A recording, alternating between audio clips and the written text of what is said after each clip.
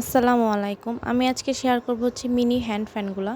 আমার বাসার মিনি না মূলত একটু বড়ই একটা চার্জার ফ্যান ছিল, সেটা নষ্ট হয়ে গেছে। সেই কারণে আমি আজকে একটা মিনি ফ্যান কেনার সিদ্ধান্ত নিয়েছি। বিকজ এগুলো আমি অনেক মানে ঘাটাঘাটি করার পরে আমি দেখলাম যে এগুলো খুবই কিউট আর বাহিরে সুন্দরভাবে ক্যারি করা যায়।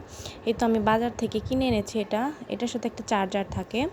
আর চার্জারটা হচ্ছে টাইপ বি চার্জার।